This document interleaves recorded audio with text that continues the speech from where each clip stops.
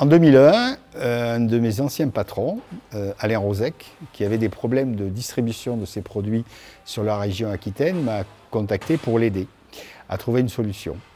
Et avec l'aide de mon beau-frère, Philippe Renard, qui m'a aidé dans la constitution budgétaire du dossier, on a imaginé GLS. Et le 7 mai 2001, les premiers colis sont arrivés sur le quai, à peu près une trentaine de tonnes, 300 clients à livrer, et il a fallu faire face. Donc voilà, c'est comme ça que l'aventure de GLS est née, et on a continué cette aventure au fil des années, et ça fait 20 ans que ça dure.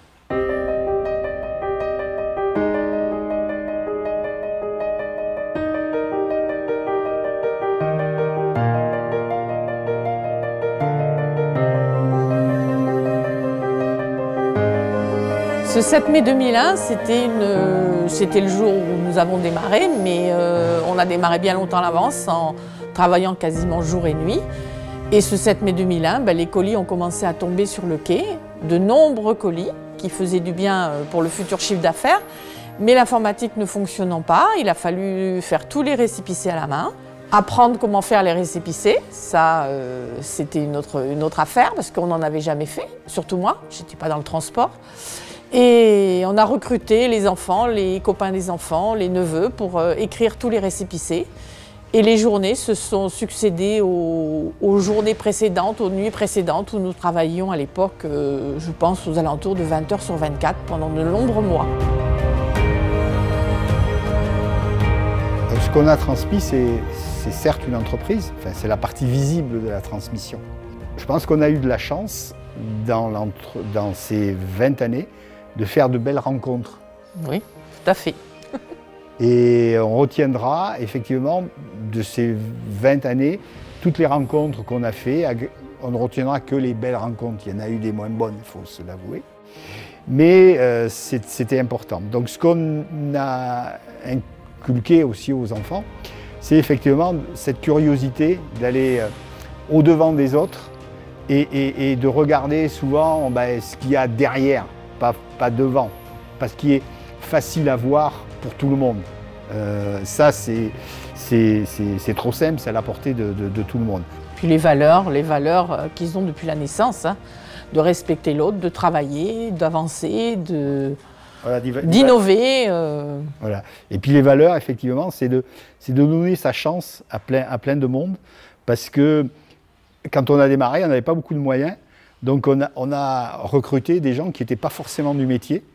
On a eu un cuisinier, on a eu quelqu'un qui travaillait dans l'œnologie, et puis on a formé tous ces gens.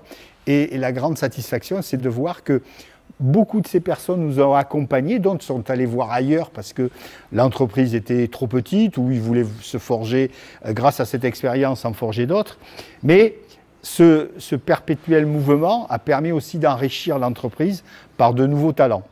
Donc ça aussi c'est important, c'est de ne pas avoir peur, de former des gens, d'accepter qu'une partie s'en aille pour mettre du sang nouveau et puis de continuer cette aventure d'intégration.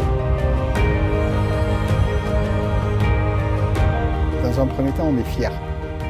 On est fiers que cette aventure commencée il y a 20 ans, elle continue, que nos enfants aient pris conscience qu'on a embarqué aussi dans cette aventure beaucoup de monde, et ces personnes, il faut les respecter, parce qu'elles comptent sur nous, donc ça c'est important. Il y a aussi, ils ont amené beaucoup de nouveautés, parce que que ce soit le site, que ce soit Barry, que ce soit tout un tas de choses auxquelles notre génération, on n'est pas forcément... On ne sait pas faire. Les cadors, moi comme je l'ai dit tout à l'heure, c'est plus le cul du camion, le gasoil, que Facebook ou autre chose. C'est pas les mêmes générations. Mais bon, je pense qu'effectivement, ils vivent avec leur temps. Et ça, c'est important, d'être ni en avance, mais surtout pas en retard.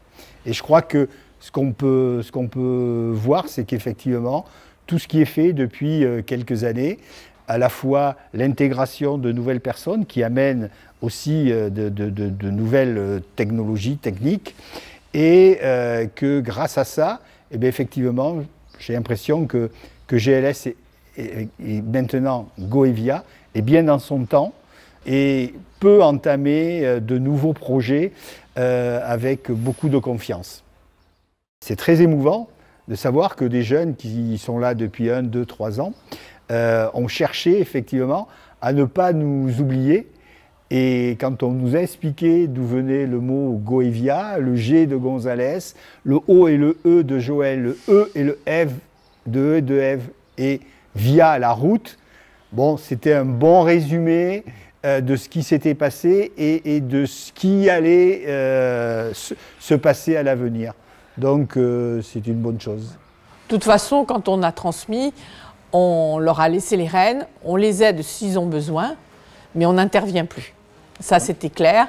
On s'est éloigné de Bordeaux pour justement ne pas être là au quotidien. Ce qu'ils font, c'est bien.